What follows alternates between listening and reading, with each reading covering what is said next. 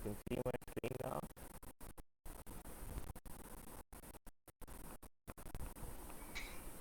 Yes, sure.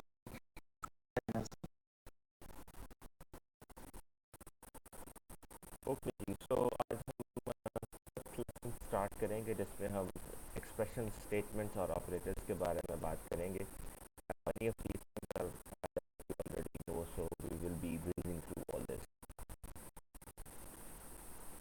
सबसे पहले तो आप ये जानते हैं कि कोई भी लैंग्वेज हो उसमें अल्फाज को मिला के जुमले बनाए जाते हैं, तो स्टेटमेंट्स क्रिएट करते हैं. और ऐसा ही सी प्लस प्लस के बारे में भी हम कह सकते हैं. और इसकी एक मिसाल ये है कि जैसे आपने एक स्टेटमेंट शुरू में किया and L, called right a sentence.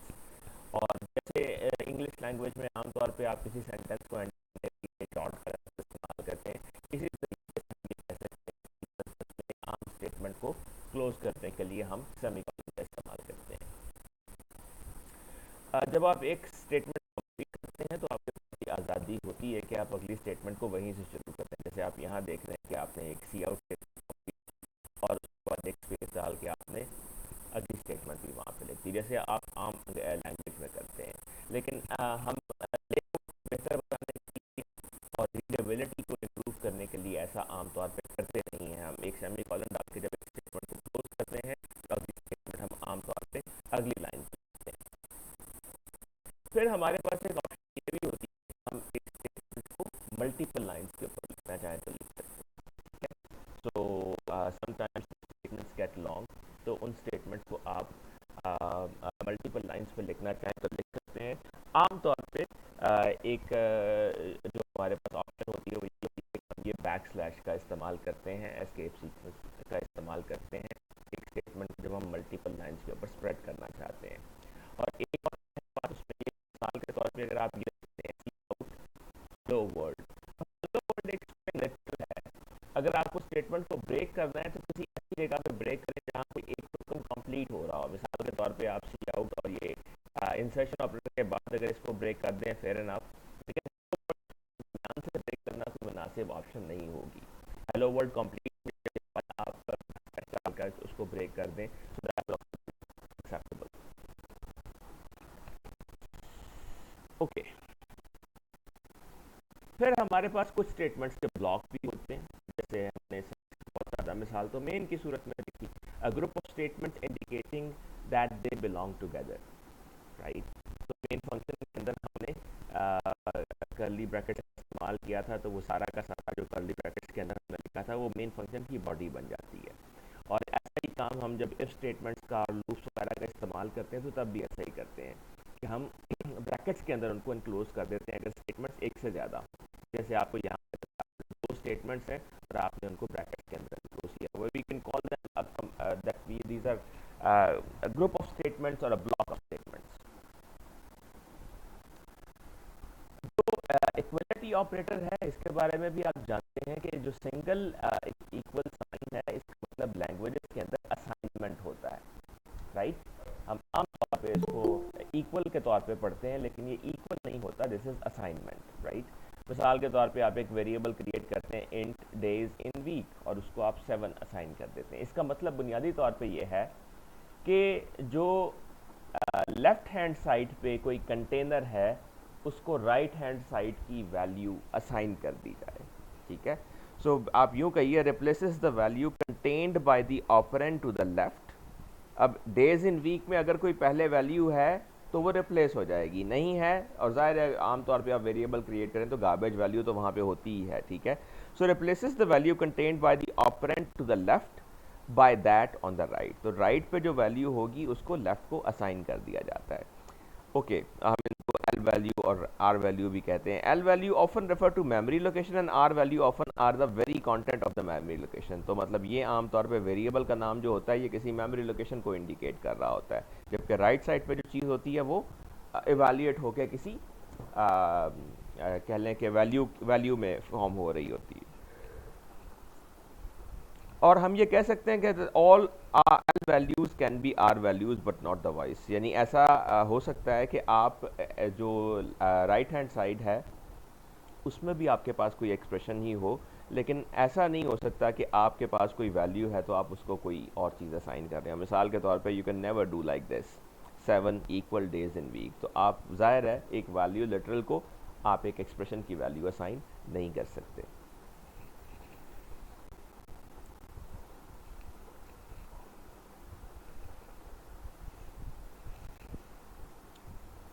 फिर हमारे पास कुछ बाइनरी अरिथमेटिक ऑपरेटर्स होते हैं, जैसे प्लस, माइनस, मल्टीप्लिकेशन, डिवीजन और मॉड है, मॉडुलस है, जो रिमाइंडर के लिए इस्तेमाल करते हैं।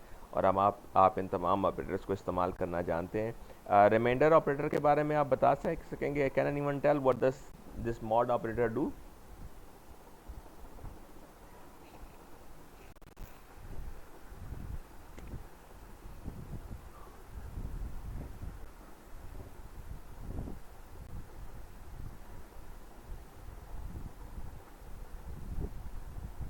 क्लास, आपको मेरी आवाज़ आ रही है?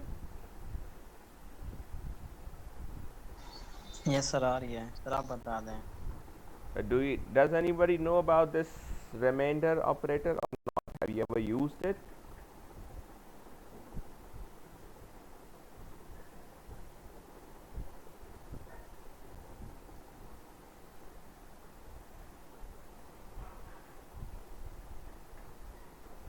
ओके, जब आप इंटीजर्स को डिवाइड करते हैं तो आपके पास डिवीजन के दो आंसर्स होते हैं। एक को हम कहते हैं कोशंट और एक को हम कहते हैं रिमाइंडर। मिसाल के तौर पे अगर आप 7 को डिवाइड करें 3 पे, तो आपका जो कोशंट होगा वो 2 होगा, बिकॉज 3 टाइम्स 2 इज़ 6, और आपका जो रिमाइंडर होगा वो 1 होगा। यानी आप फ्रैक्शनल डिवीजन की बात नहीं कर रहे, आप होल नंबर्स में रह रहे हैं। तो आपकी डिवीजन के दो आंसर होते हैं, एक कोशंट और एक रिमाइंडर। Got my point?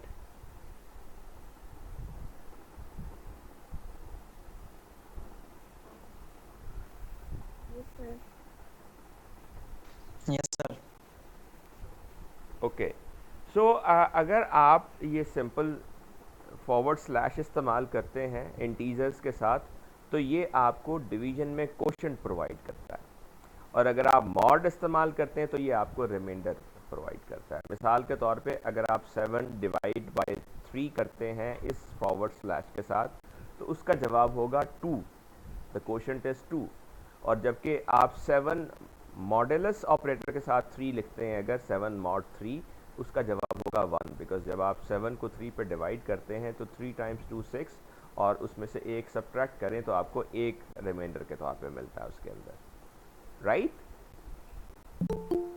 सो अभी हम इसकी एक छोटी सी डेमोन्स्ट्रेशन देख लेते हैं इस एग्जाम्पल के अंदर। सो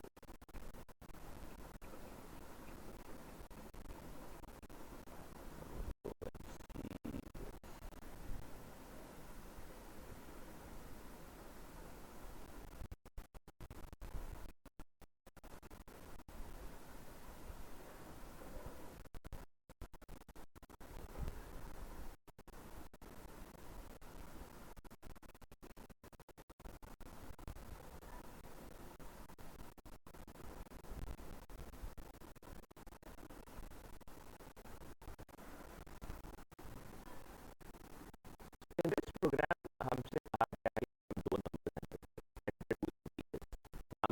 2 को इनिशलाइज कर दिया गया 0 से, और फिर आप इनपुट कर रहे हैं इनके अंदर। तो मिसाल के तौर पे हम यहाँ एंटर कर देते हैं 60, और दूसरा नंबर एंटर कर देते हैं हम से 12 और से 11, राइट? अब इन तमाम जो ऑपरेशंस हैं इनका जवाब यहाँ पे हमें फॉर एग्जांपल शो किया गया। प्लस करें तो 71 आ जाएगा, सब्ट्रैक्ट करें तो 49 आ जाएगा, मल्टीप्लाई करें तो 660 आ जाएगा, डिवाइड करें तो now 11 times 5 is 55, right? And 11 times 6 is 66. So it is the quotient is 5, 11 ज़रा 5 55, ठीक है। और 60 में से 55 माइनस करें तो रिमाइंडर भी 5 ही आता है। सो मॉड के केस में आपको दोबारा 5 ही मिला। Got this? Any confusion about this? You can ask. No sir, clear है। Okay, good.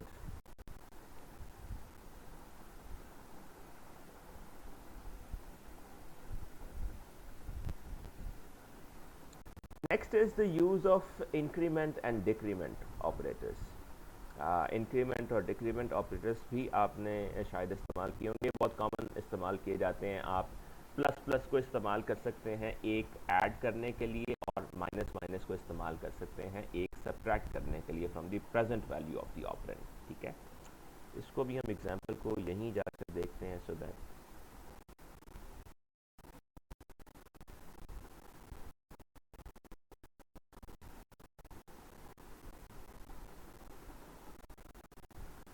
इस केस में अगर आप देखें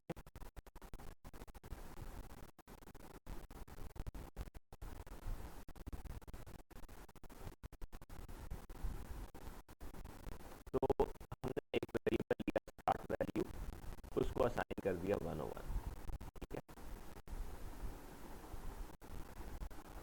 ठीक है, आंसर एज वेल। सो हमने एक वेरिएबल लिया स्टार्ट वैल्यू, उसको दे दिया 101 और उसको प्रिंट कर दिया। तो start value of the integer being operated is 101, तो ये 101 यहाँ पे प्रिंट कर दिया हमने। फिर हमने इसमें किया increment, increment using this plus plus, और ये है पोस्ट फिक्स। अगर आप ऑपरेंड के बाद प्लस प्लस लिख रहे हैं तो इसको हम पोस्ट फिक्स कहते हैं, और अगर ऑपरेंड से पहले लिख रहे हैं तो इसको हम प्रीफिक्स कहते हैं।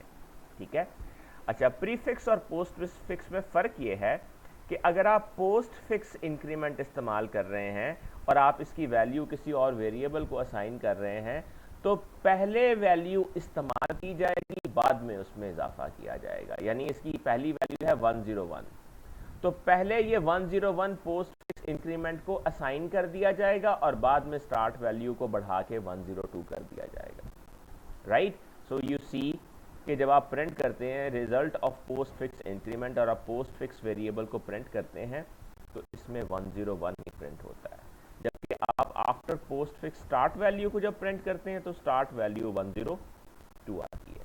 Right, so post fix increment का इफेक्ट क्या होता है कि पहले वैल्यू एक्सप्रेशन में इस्तेमाल कर ली जाती है जो पुरानी वैल्यू होती है, और जब इस्तेमाल हो जाती है वैल्यू तो बाद में उसमें एक का इजाफा कर दिया जाता है। इसके अगेंस्ट यहाँ पे हमने स्टार्ट वैल्यू को दोबारा 101 कर दिया, so the start value is 101 again. अच्छा, अब हम क्या करते हैं, इसमें प्रीफिक्स इंक्रीमेंट करते हैं।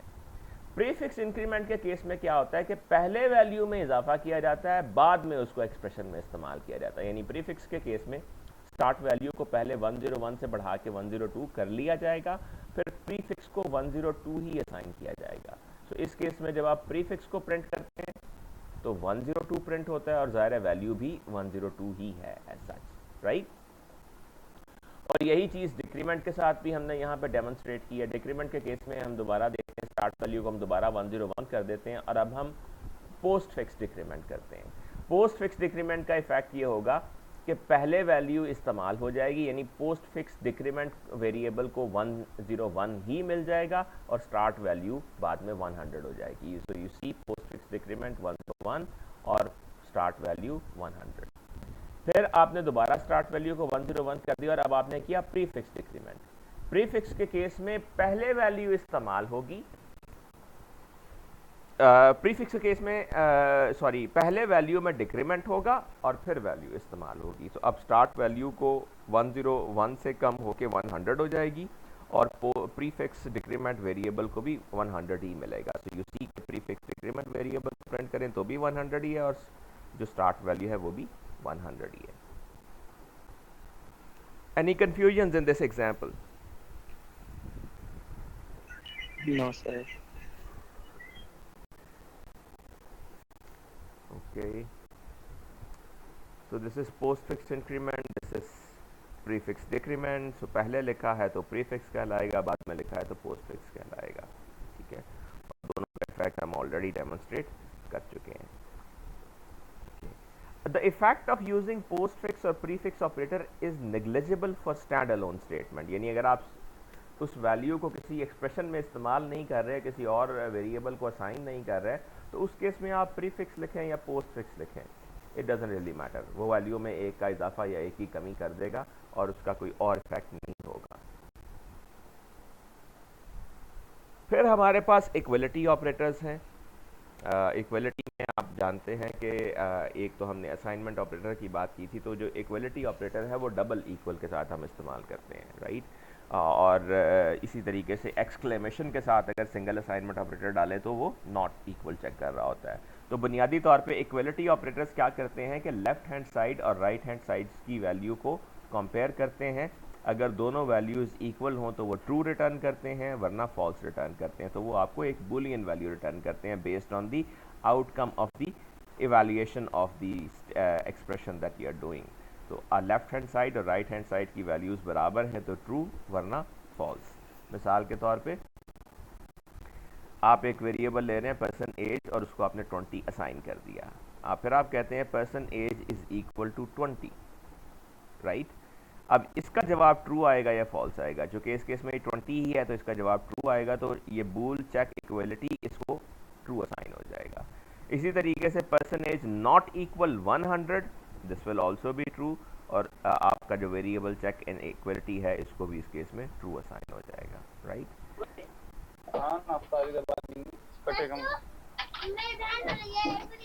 नहीं बेटा, आपकी बहन को मैंने केड़ी मिली थी मैं।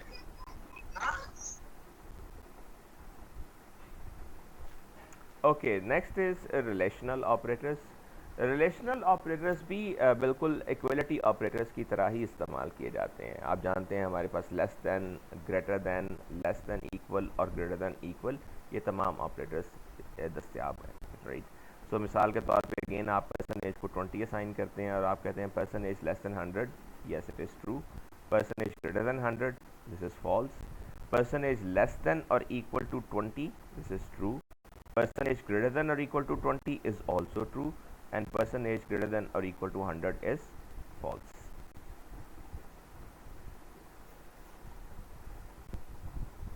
Okay, so here is an example of this. We look at this example.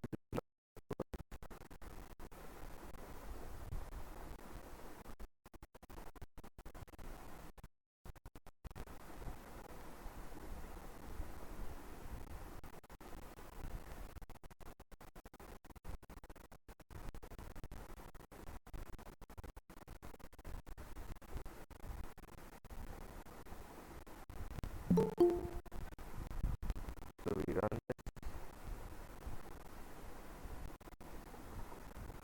So first we need to enter two integers. So suppose we enter 22 and 87. Okay. तो सबसे पहले एक इक्वलिटी टेस्ट है, क्या नाम 1 नाम 2 बराबर हैं, दिस विल बी फॉल्स। तो आप जब इसको प्रिंट करते हैं इज इक्वल वेरिएबल को, it prints 0, 0 means false.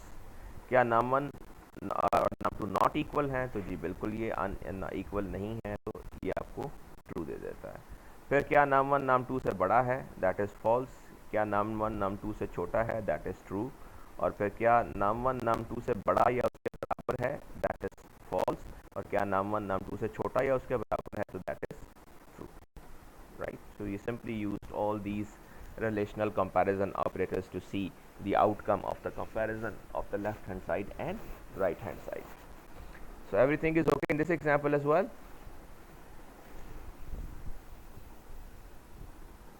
Yes sir, okay.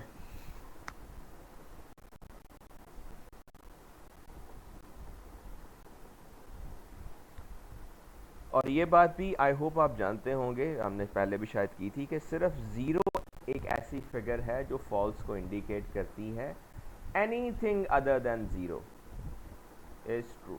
सो जब आप इक्वलिटी चेक कर रहे होते हैं तो it's a check against zero. Zero है तो फॉल्स होगा, ज़ीरो के अलावा कुछ भी है that will be considered true.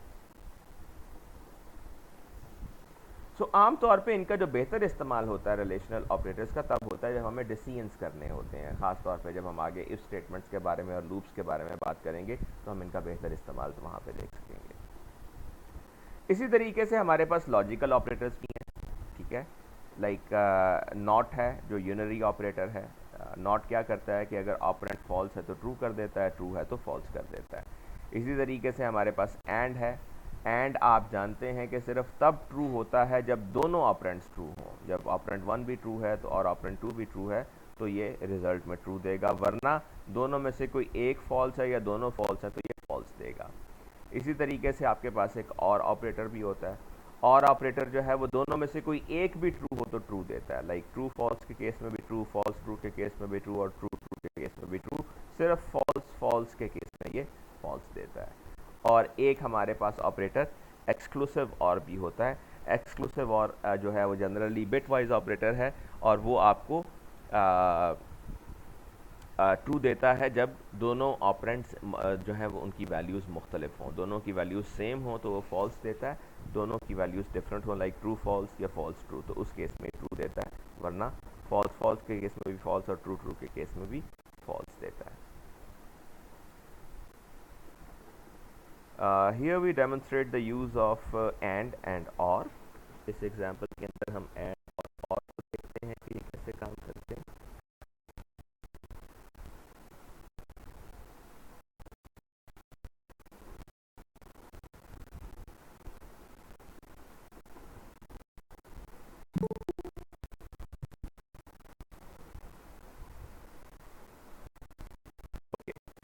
So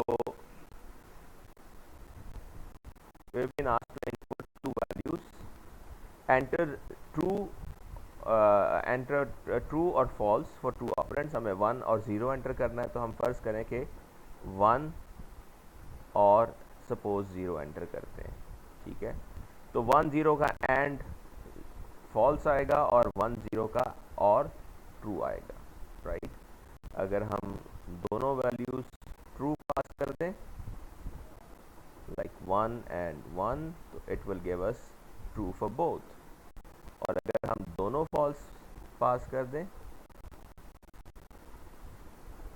तो एंड भी फॉल्स और भी फॉल्स। तो यहाँ पे हम इन दोनों का एंड कर रहे हैं और यहाँ पे हम इन दोनों ऑपरेंड्स का और परफॉर्म कर रहे हैं और उसको प्रिंट कर रहे हैं।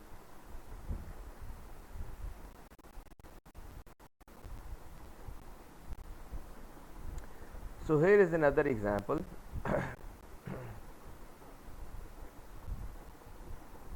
which basically checks can we go to work based on rain status and the transportation availability. So इस एग्जाम्पल को भी हम चला के देखते हैं।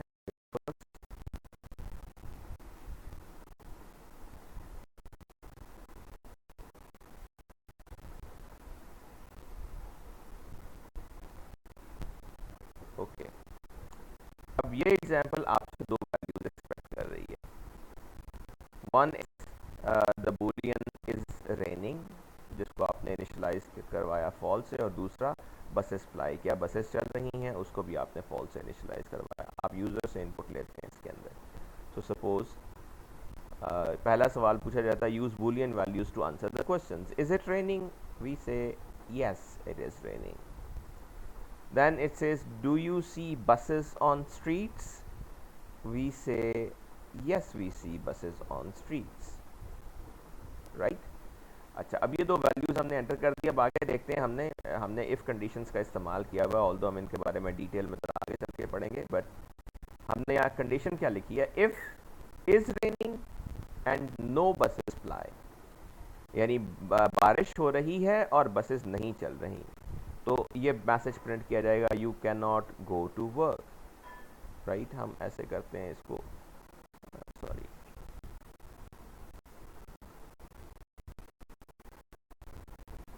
We make it 0। तो हम इस कंडीशन पे चलते हैं, बारिश हो रही है, यस, बसेस चल रही हैं, नहीं, ठीक है। So it should print you can not go to work, और एल्स प्लस ब्लॉक इसमें एग्जीक्यूट नहीं होगा। फिर है is raining and buses fly, तो ये कंडीशन जो है इस केस में अप्लाई नहीं होगी। फिर not is raining and buses fly, so that is different case. तो हम ये केस लेते हैं जब हम कहते हैं कि बारिश हो रही है और बसेस नहीं है। So you see, you simply get this message, you cannot go to work, because this condition evaluated to true. Is raining and no buses fly, you cannot go to work. Okay, हम इसको दोबारा run करते हैं, एक different possible branch में जाते हैं। अब हम कहते हैं इज इट रेनिंग, तो we say no, it is not raining. And are there buses on the street? We say yes, there are buses on the street. ठीक है, अब इस केस में ये कंडीशन फॉल्स हो गई, ठीक है, और आपको मैसेज आया you can go to work, ठीक है, और साथ एक और कंडीशन अगली क्या चेक हो रही है, if is raining and buses fly. अब इस केस में हमने कह दिया हुआ है कि बारिश नहीं हो रही, तो ये कंडीशन फॉल्स हो गई और ये कंडीशन अब ट्रू हो गई। If not is raining, yes बारिश नहीं हो रही, एंड बसेस फ्लाई, जी बसेस चल रही हैं, तो आपको एक एडिशनल मैसेज ये मिल रहा है, enjoy the sun and have a nice day, right. और अगर आप इस ब्रांच को देखें तो ये ब्रांच किस सूरत में ट्रू होगी, जब आप कहेंगे कि बारिश हो रही है और बसेस भी चल रही हैं। So we say that it is raining and buses are also on the street, so you see that you can go to work and also take an umbrella because you're going to work. So ये example समझ आई आप लोगों को?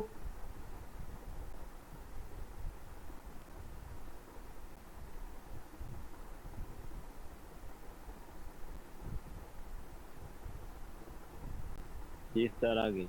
जी sir. Okay.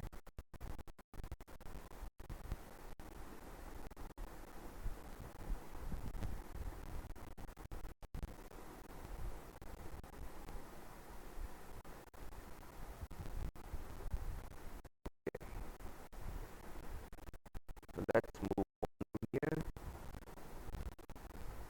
Okay, here is another example which basically helps you decide whether you should go and buy a car or not. Buy a car if it is on discount or you received some fantastic bonus.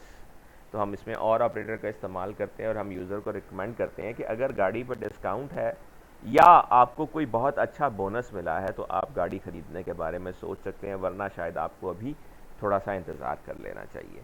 So we see this example as well, हम इसको भी demonstrate कर।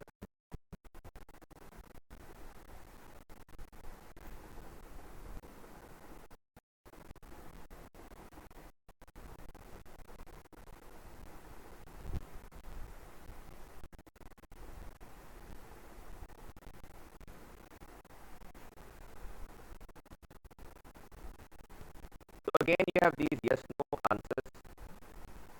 Is there a discount on your favorite car? Suppose हम कहते हैं नहीं जी car पर discount नहीं है।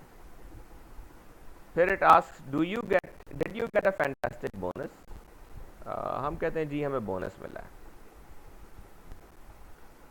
तो ये अब चेक क्या करता है, इफ ऑन डिस्काउंट और फैंटास्टिक बोनस। प्रीवियस एग्जांपल में हम एंड को चेक कर रहे थे, वो कंडीशन सिर्फ उस वक्त ट्रू होती थी जब दोनों बातें दुरुस्त हों। इस केस में चूंकि हम और इस्तेमाल कर रहे हैं तो ये दोनों में से कोई एक कंडीशन अगर ट्रू है तो एक्सप्रेशन ट्रू हो जाता है। सो ऑन डिस्काउंट फॉल्स है लेकिन फैंटास्टिक बोनस ट्रू है, तो इसने कहा congratulations you can by that car, ठीक है। और साथ ही इसने आपको अलर्ट भी कर दिया कि ये डिस्काउंट पे अगर नहीं है तो ये भी प्रिंट कर दें car is not on discount. ठीक है, आप परचेज कर रहे हैं but it's not on discount, you are probably going to buy it because you have got a bonus. अगर हम इसको दोबारा रन करें और हम कहें कि हमें इस पर डिस्काउंट भी है और हमें बोनस भी मिला हुआ है, तो ये सिंपली यही मैसेज प्रिंट करेगा congratulations you can by that car. और अगर हम कहें कि ना तो कार पे डिस्काउंट है और ना ही हमें बोनस मिला है, तो it says sorry waiting a while is a good idea, car not on discount. So this example simply demonstrates the use of और ऑपरेटर। पिछली एग्जांपल में हमने एंड को देखा था, इस केस में हम और नॉट को देख रहे हैं। पिछली में एंड के साथ नॉट भी था।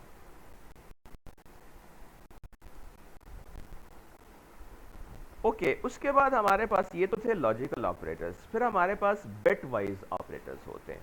ठीक है, बिट वाइज ऑपरेटर्स इस तरीके से काम करते हैं कि वो बिट लेवल पे काम करते हैं। मिसाल के तौर पे अगर आप ये एग्जांपल देखें, इसमें आपके सामने ये 8 बिट्स लिखी हुई हैं 00100011 और दूसरी वैल्यू लिखी हुई है 11000010। और जैसे आप लॉजिकल ऑपरेटर के तौर पे जब एंड इस्तेमाल करते हैं तो आप डबल एम्परसेंड साइन इस्तेमाल करते हैं, ठीक है। तो जब आप बिट वाइज ऑपरेटर इस्तेमाल करना चाहते हैं तो आप सिंगल एम्परसेंड साइन इस्तेमाल करते हैं। सिंगल एम्परसेंड जब आप इस्तेमाल करते हैं तो इसका मतलब है कि आप बिट वाइज एंड करना चाहते हैं। जो लॉजिकल एंड है वो तो ये देखता है कि हर ऑपरेंड की इंडिविजुअल वैल्यू क्या है। अगर एक ऑपरेंड ट्रू है और दूसरा भी ट्रू है तो वो कहेगा कि ठीक है, आपका एक्सप्रेशन जो है वो ट्रू है, इसको आप इवैल्यूएट कर।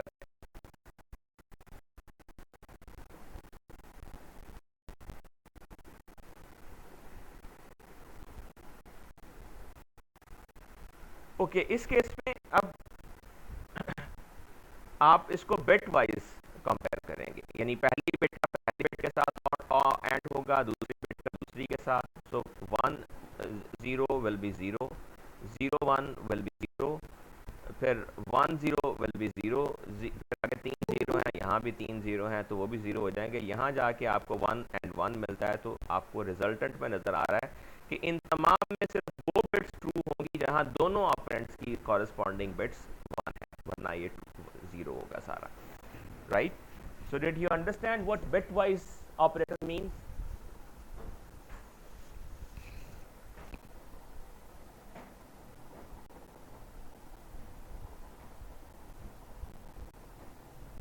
Yes sir. अगर आपको और करना है तो और में भी और की लॉजिक अप्लाई हो जाएगी, वैसे ही एक्सक्लूसिव और में भी वही लॉजिक वैसे अप्लाई हो जाएगी, और नॉट भी ज़ाहिर है बिट्स को फ्लिप कर देगा सिंपली, राइट। सो लॉजिकल ऑपरेटर्स और बिट वाइज ऑपरेटर्स में बुनियादी फ़र्क क्या है कि बिट वाइज ऑपरेटर्स हर ऑपरेंड को बिट लेवल पे लेते हैं, और जो ऑपरेशन आप उनके दरमियान परफॉर्म करना चाहते हैं वो उसके बिट लेवल पे परफॉर्म करते हैं। एंड भी कर सकते हैं, और भी कर सकते हैं, एक्सक्लूसिव और भी कर सकते हैं, और नॉट भी कर सकते हैं। इसी तरीके से हमारे पास शिफ्ट ऑपरेटर्स हैं, ठीक है। जो लेफ्ट शिफ्ट है उसको इन साइन से इंडिकेट करता है, जैसे कि हमारा इंसर्शन ऑपरेटर। जो राइट शिफ्ट है वो इन के जरिए इंडिकेट किया जाता है, हमारा एक्सप्रेशन ऑपरेटर सेम।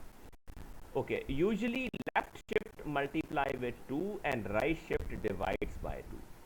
मिसाल के तौर पे आपके पास अगर एक नंबर है, आप कहते हैं int num is 32, अगर आप इसको लेफ्ट शिफ्ट करें by 1, you have written num then left shift 1, तो आप कह रहे हैं कि इसको एक प्लेस तो 64। इसी तरीके से अगर आप num को राइट शिफ्ट करेंगे, दिस इज नॉट ऑब्वियसली तो 8 नहीं है, अगर आप नंबर राइट शिफ्ट करेंगे बाय 1 तो ये 32 का हाफ यानी 16 है, और अगर आप बाय 2 करेंगे इसको लेफ्ट शिफ्ट तो फिर ये 8 देगा। So that means just amended, this will be right shifted by 2 to get 8।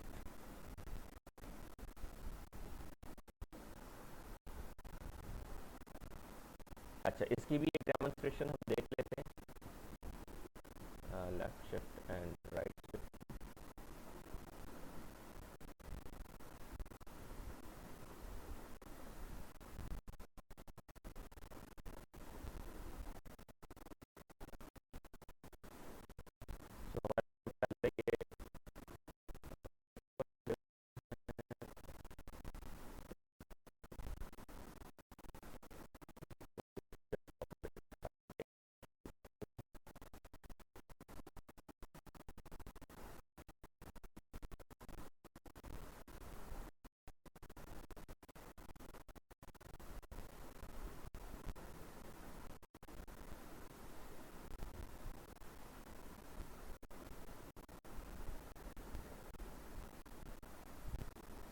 Okay, यहाँ हम शिफ्ट ऑपरेटर को डेमोन्स्ट्रेट कर रहे हैं, तो हम पहले शिफ्ट ऑपरेटर को देख लेते हैं।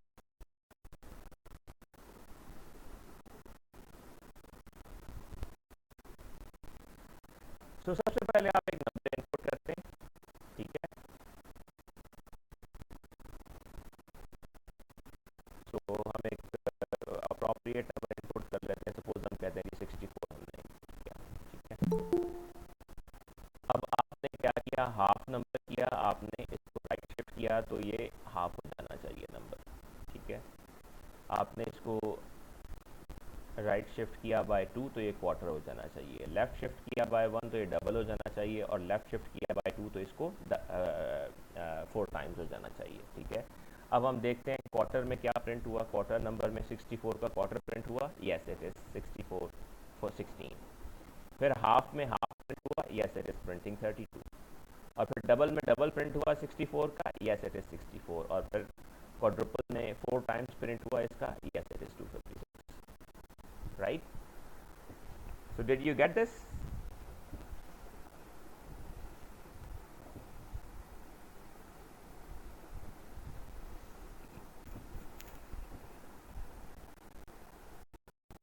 ये एग्जांपल समझ आई आप लोगों को? नहीं? आगे सर। जी सर आ गई है। ओके। अब अहम चीज़ ये है कि ये जो लेफ्ट शिफ्ट और राइट शिफ्ट है ये बेसिकली काम कैसे कर रहा है। That is something that we need to C.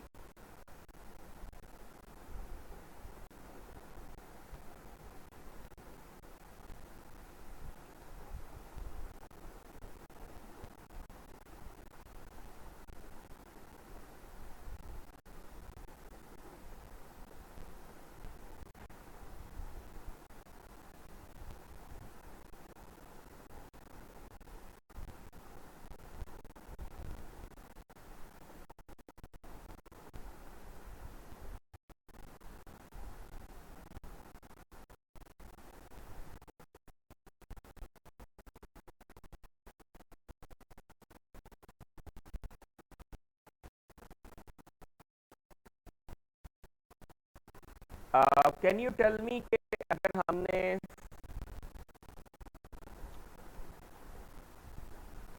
To लिखना हो तो उसको बाइनरी में कैसे लिखते हैं?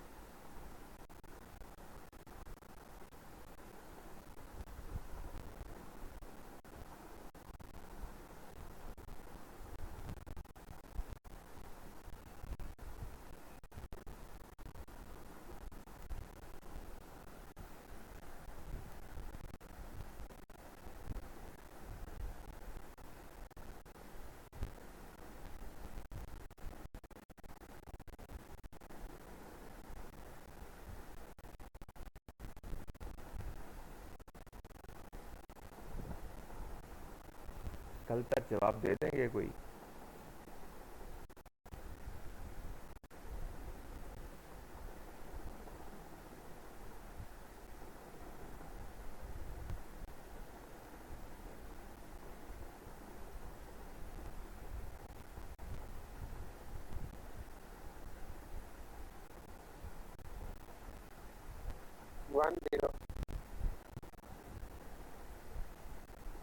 ओके जी, ये कह रहे हैं कि अगर हमने 2 को बाइनरी में लिखना हो तो हम 10 लिखेंगे। Do you people agree? ऐसे ही लिखेंगे, 10 ही लिखेंगे 2 लिखने के लिए?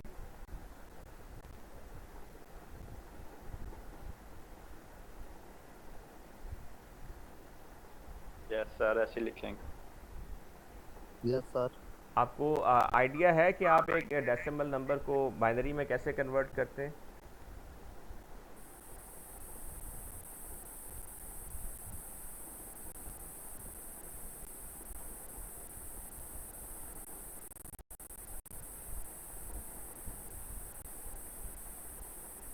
सर 2 की पावर में।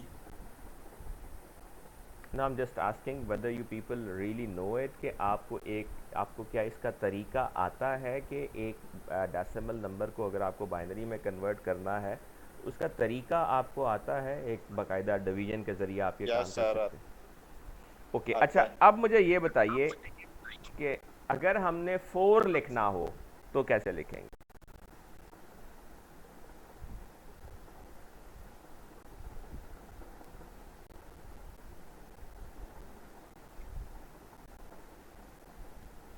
ए, 100। Okay, it will be 100, right. So you know इसको भी मैं अगर यूं कर दूं तो आपको कोई एतराज़ तो नहीं होगा? 010 शुरू में एक 0 लिख दूं, इनफैक्ट मैं 4 बिट्स कर दूं अगर तो ऐसे, ठीक है? कोई इशू नहीं होगा। ये 2 है जी और सर। ये 4 है। अच्छा, हम 1 भी लिख लेते हैं, चलें 1 लिखना हो तो हम यूं लिख सकते हैं, ऐसे ही है ना? Yes sir. अच्छा अब देखिए left Yes, sir. Shift, left shift क्या करता है? लेफ्ट शिफ्ट का मतलब ये है कि इन तमाम बिट्स को एक प्लेस लेफ्ट पे ले जाएं। तो ये वाली बिट निकल गई, ये लेफ्ट हो गई एक, ये भी लेफ्ट होगी, ये भी लेफ्ट होगी, और ये जगह खाली पड़ी है, इसको हमने ज़ीरो से फिल कर दिया। तो हमने तमाम बिट्स को लेफ्ट शिफ्ट कर दिया बाय वन प्लेस। ठीक है, ओके सर। लेफ्ट शिफ्ट करने का इफेक्ट क्या हुआ कि ये पहले वन था अब टू हो गया।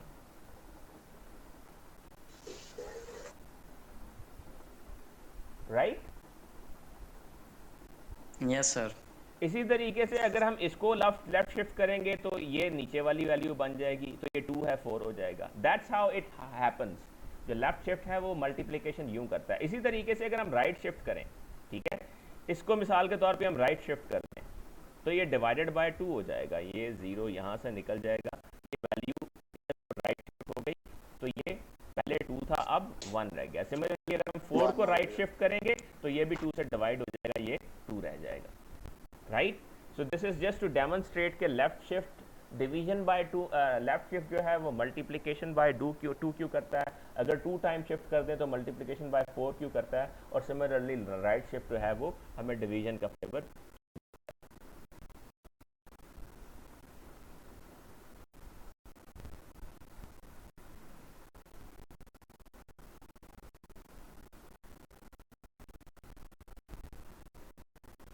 ओके,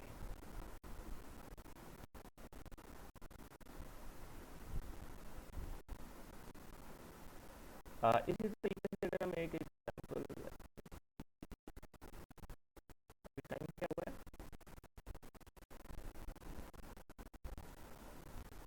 326। 336। Okay, sorry. ओके, अब हम ऐसा करते हैं कि एक एग्जाम्पल बिट वाइज ले कंपाउंड।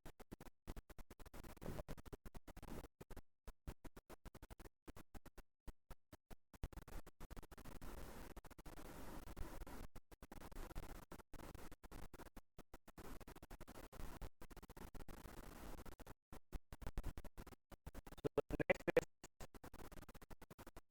द यूज ऑफ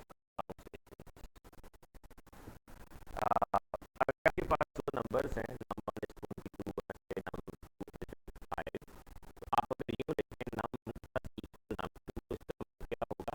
आप जैसे यूँ कह रहे हैं कि आप यूँ लिख लें इसको, या इस तरह से लिख लें, तो there num 1 is equal to num 1 plus num 2।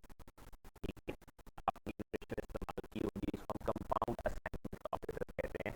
कि अगर आप लिखें नम 1 प्लस इक्वल नम 2, तो इसका इन इफेक्ट मतलब यही की वजह से आप कहें नम 1 इक्वल नम 1 प्लस नम 2। राइट?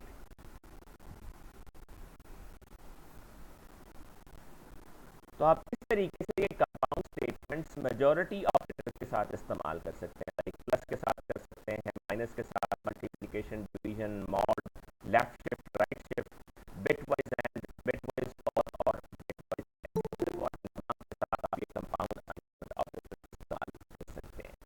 इसकी भी एक एग्जाम्पल देखते हैं।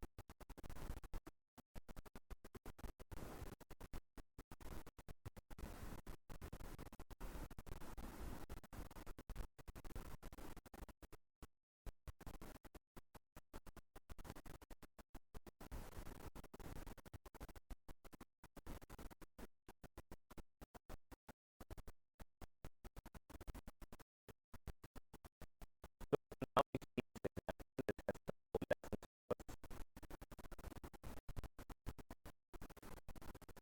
सबसे पहले आपसे कहा जा रहा है कि एक वैल्यू एंटर करें, राइट?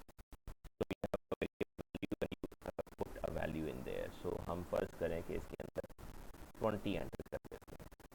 ठीक है, उसके बाद क्या होता है, हम कंपाउंड स्टेटमेंट का इस्तेमाल करते हैं, value is equal to value plus 8, so this should give us 28। बाद value is equal to value minus 2, तो 28 से 2 माइनस हो गया 26। फिर value is equal to value by 4, 26 को 4 से डिवाइड करेंगे तो ऑप्शन क्या आएगा? 6, 4 टाइम्स 6 is 24 और रिमाइंडर 2 होगा। राइट? मल्टीप्लाई करेंगे 4 से तो 6 टाइम्स 4 will be 24, और फिर आप इसका मॉड लेंगे अगर 1000 के साथ फॉर एग्जाम्पल। आपको पता है कि किसी भी नंबर का अगर आप 1000 से कम किसी भी नंबर का 1000 से मॉड लेंगे तो वो नंबर ही रिटर्न आएगा, वापस आएगा। तो 24 को जब आप डिवाइड करेंगे 1000 times 0 will be 0 and 24 minus 0 will be 24, quotient will be 0 and the remainder will be 24। यहाँ तक ये बात समझ आ गई आपको? माइनस, डिवीजन, मल्टीप्लिकेशन और मॉड का इस्तेमाल जो हमने किया।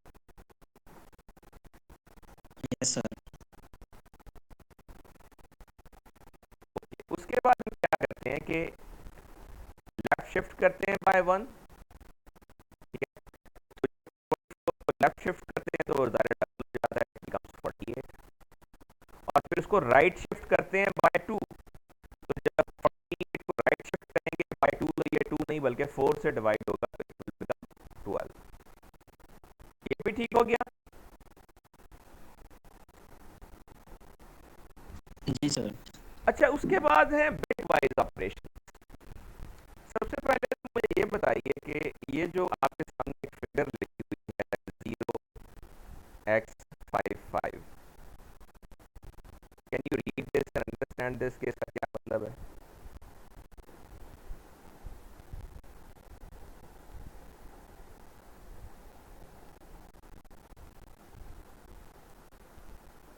No sir. ओके, आपको पता है कि एक नंबर सिस्टम है जिसे हम हेक्साडेसिमल नंबर सिस्टम कहते हैं। यस सर, पता है। जैसे बाइनरी होता है, ऑक्टल होता है, डेसिमल होता है, इसी तरीके से हेक्साडेसिमल होता है, ठीक है। अच्छा, अब हम ज़रा ये देखते हैं इसको हम आगे चल के। अच्छा, एक बात तो ये सादा सी ये जहन में रखिए, जब भी आपको ये लिखा हुआ नज़र आए कोई भी वैल्यू 0 और उसके बाद ये x लिखा हुआ नज़र आए, जहां भी आप ये देखें, इसका मतलब ये होता है कि आगे जो वैल्यू लिखी हुई है वो हेक्साडेसिमल वैल्यू है। तो 0x का क्या मतलब होता है? हेक्साडेसिमल के आगे जो Right? वैल्यू है Yes. So you will ignore that 0 and x. That 0 and x is there just to tell that the next value is hexadecimal value. ठीक है, यहाँ भी हम ये कंपाइलर को बताने के लिए कि हम जो नंबर, क्योंकि देखें बाय डिफॉल्ट आप 55 लिखेंगे तो वो डेसिमल समझा जाएगा। तो अगर हम इसको हेक्सा के तौर पर लिखना चाहते हैं तो हम 0x के जरिए उसको प्रेजेंटेशनली इंडिकेट कर देते हैं। इसी तरीके से अगर आप कभी कोई मेमोरी एड्रेस प्रिंट करें तो वो भी 0x के साथ शुरू होता है, क्योंकि वो भी आमतौर पे हेक्साडेसिमल में प्रिंट किए जाते हैं।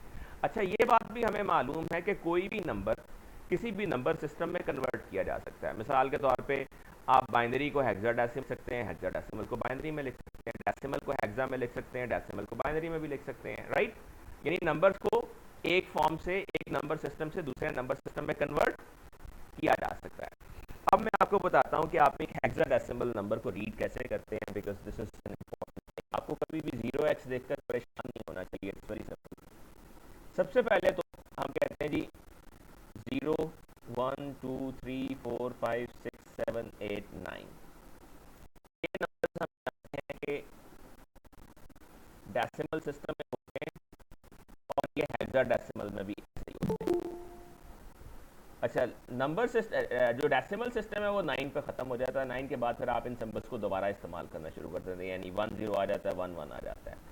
हेक्सा में आपके पास A B C D E और F ये नंबर्स आते हैं। फिर हेक्साडेसिमल जैसे डेसिमल 9 तक जाता है, 10 डिजिट्स होते हैं उसके अंदर, इसी तरीके से हेक्साडेसिमल 15 तक जाता है, उसमें 16 total values, distinct value. Octal में जैसे 0 से 7 तक 8 होती हैं, बाइनरी में 0 से 1 तक 2 होती हैं, और डेसिमल में 0 से 9 तक 10 होती हैं। इसी तरीके से हेक्साडेसिमल में 0 से 15 तक 16 वैल्यूज होती हैं। That is why we call it hexadecimal, 10 से भी 6 ऊपर। तो आप कैसे नंबर को रिप्रेजेंट करते हैं ये बात आपको जहन में रहेगी। अब 1 2 3 4 5 6 7 8 9 और 9 के बाद 10 नहीं आता, A आता है, फिर B आता है, फिर C आता है, फिर D आता है, फिर E आता है और फिर F आता है। ठीक है? Okay sir. Yes, sir. तो आप इसको 10 समझिए, इसको 11 समझ लीजिए, इसको 12 समझ लीजिए, इसको 13, इसको 14 और इसको 15, 0 से लेके 15 तक 16 वैल्यूज पूरी हो गई।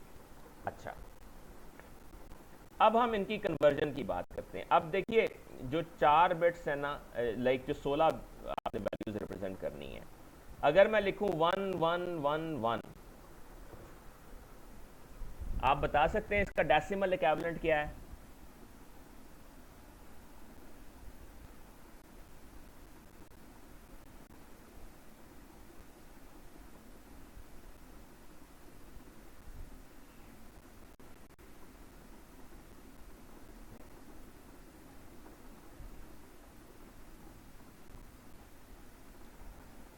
जी क्लास 1 1 1 1, इसका डेसिमल इक्विवेलेंट बताइए। नंबर है आपके सामने, इसका डेसिमल इक्विवेलेंट बताएंगे आप।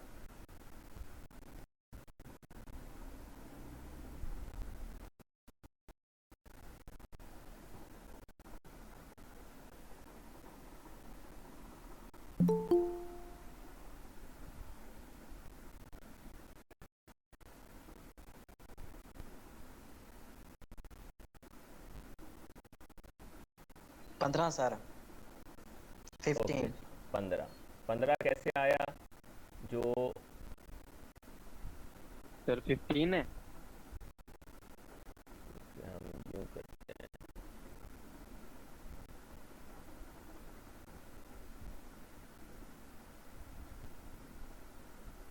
लाइक हम जानते हैं कि ये बिट जो है ये 4 को कॉरस्पॉन्ड करती है, ये 2 को, ये 8 को कॉरस्पॉन्ड करती है, ये 4 को, ये 2 को और ये 1 को। सो 8 जमा 4 12 और 2 14 और 1 15, ठीक है। सो ये 15 के बराबर है।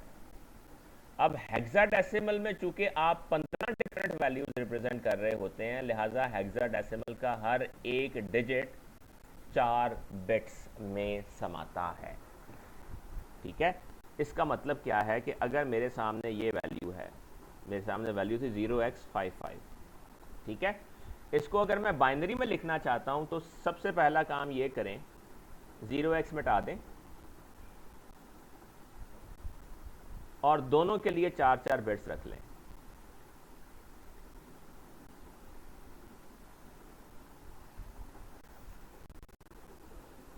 ठीक है, 5 के लिए भी 4 बिट्स रख लें और अगले 5 के लिए भी 4 बिट्स रख लें।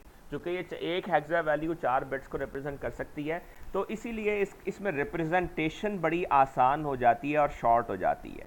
जहां आपको मिसाल के तौर पे 32 बिट्स लिखनी है, तो वहां आप सिर्फ 4 हेक्सा वैल्यूज़ लिख 8 हेक्सा वैल्यूज़ लिख के अपनी वैल्यू को रिप्रेजेंट कर सकते हैं। इसीलिए जो आपके कंप्यूटर के अंदर एड्रेसेस होते हैं उनको आमतौर पे हेक्सा में रिप्रेजेंट किया जाता है, क्योंकि रिप्रेजेंटेशन बहुत शॉर्ट और बहुत कॉम्पैक्ट हो जाती है। अच्छा, अब अगला काम हमें ये करना है, ये बताइए कि अगर हम 5 का बाइनरी नंबर बताना चाहें तो क्या होगा 5 का बाइनरी नंबर?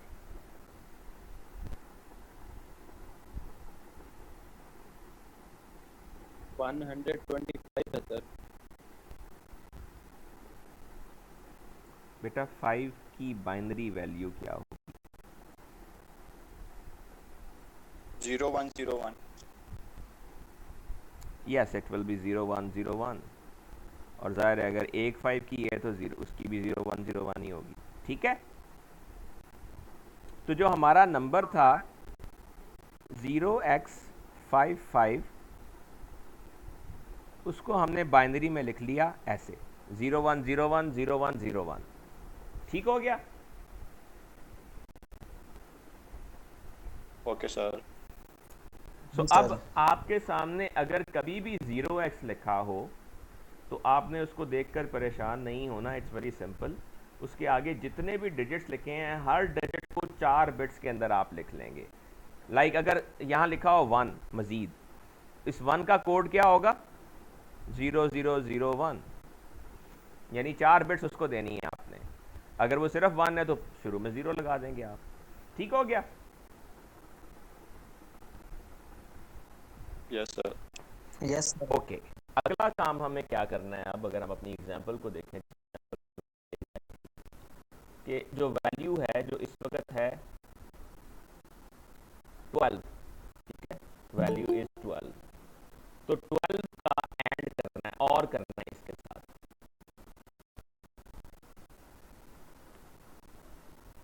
12। अच्छा, अब इसका मतलब ये है कि अब हमें पहले 12 जो है उसका बाइनरी कोड चाहिए। 12 डेसिमल वैल्यू है, इसका बाइनरी कोड कोई बताएगा?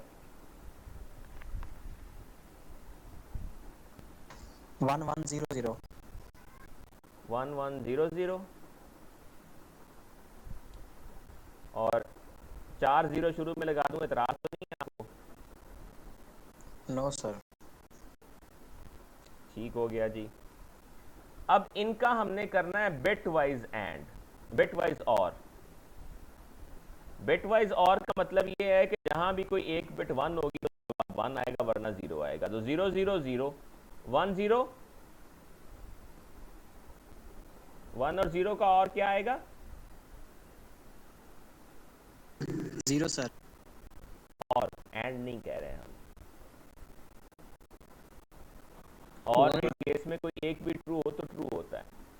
उसके बाद 0 0 तो उसका जवाब 0 आएगा, सॉरी उसका जवाब 0 आएगा। फिर 1 0 है तो इसका जवाब 1 आएगा, ठीक है। फिर 1 0 है तो इसका जवाब 1 आएगा, फिर 1 तो इसका भी 1 आएगा, फिर 0 0 है तो 0 आएगा, 0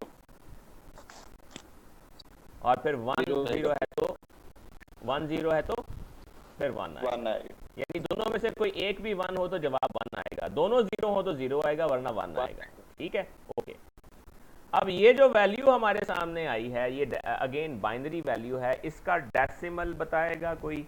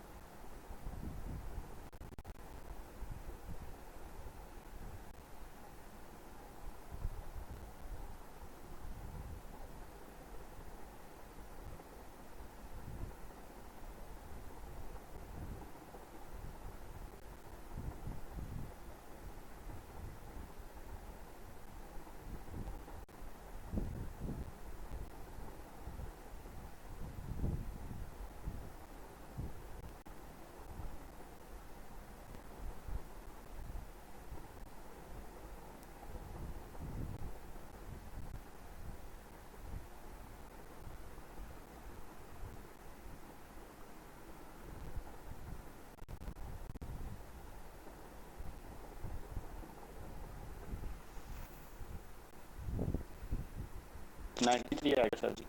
93। This is because 1 + 4 + 8 + 16 + 64 this will be 93। अब हम देखते हैं कि क्या वहाँ भी 93 है या नहीं। तो अब अगर आप देखें तो आपने वैल्यू जो कि 12 थी उसका जब और किया value is equal to value or 0x55 तो जवाब क्या आ रहा है यहाँ पे? 93। इसका मतलब है आपने ठीक कंप्यूट कर लिया, ठीक है। इसी तरीके से फिर आप 93 का एक्सक्लूसिव और करेंगे इसके साथ तो आपको 8 मिलता है, और फिर उसका वैल्यू का 8 का इसके साथ अगर आप ये है 0f इसके साथ ऐड करेंगे तो आपको 8 मिलता है। So I leave it to you, इसको खुद ही प्रैक्टिस कर लेंगे। इसको 055 तो वही है, 0f जो है इसको डिकोड करके आप बाइनरी में कन्वर्ट करके उसके साथ उसका एंड ले सकते हैं, right? Yes sir.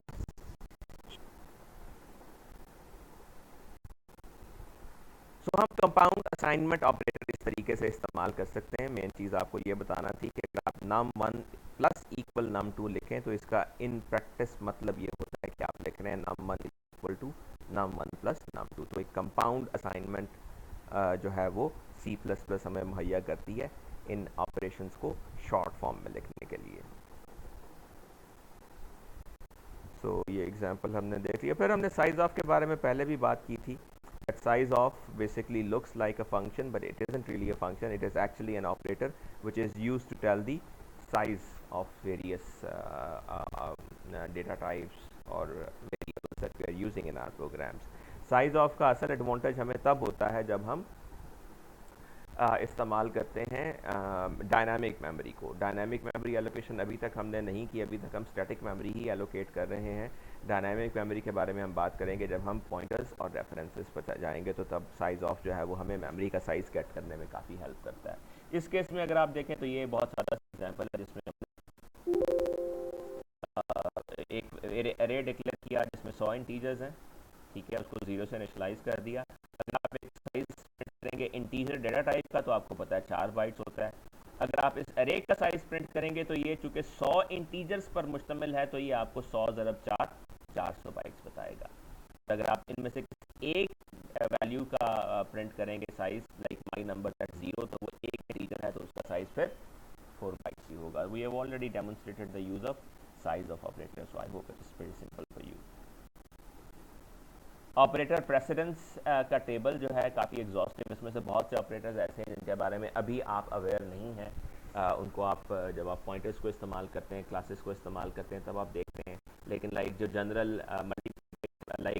Arithmetic operators हैं, शिफ्ट ऑपरेटर्स हैं, और इनइक्वालिटी इक्वालिटी ऑपरेटर्स हैं, फिर बिटवाइज ऑपरेटर्स हैं, उनकी प्रेसिडेंस, और फिर आखिर में आपको लॉजिकल ऑपरेटर्स और कंडीशनल और असाइनमेंट ऑपरेटर्स जो है वो नज़र आ रहे हैं। सो ऑपरेटर प्रेसिडेंस जो है वो एक ऑब्वियसली अहम चीज़ होती है। जब एक्सप्रेशन लिखते हैं तो हमें ऑपरेटर प्रेसिडेंस का पता होना चाहिए कि कौन सी चीज़ किस ऑर्डर में इवैल्यूएट होगी। लेकिन डिस्पाइट दैट कि आपको जितना मर्जी अच्छे से अंदाज़ा हो कि ऑपरेटर प्रेसिडेंस क्या है, इसका यह मतलब नहीं है कि आप उसका फ़ायदा लेते हुए बहुत कॉम्प्लेक्स एक्सप्रेशंस लिखते हैं। बिकॉज जितने कॉम्प्लेक्स ऑपरेशंस आप लिखेंगे उतनी ही प्रोग्राम की रीडेबिलिटी और मेंटेनेबिलिटी मुतासर होगी। So it is always good कि अगर आपका एक्सप्रेशन बहुत कॉम्प्लेक्स हो रहा है तो break it down to 2 so that it is readable and manageable. आगे कुछ सवाल हैं, इनको आप खुद एक्सप्लोर करेंगे, अनरेवल करेंगे, और हम अपना लेसन यहाँ पे फ़िलहाल कंक्लूड करते हैं। कोई सवाल है तो बताइए।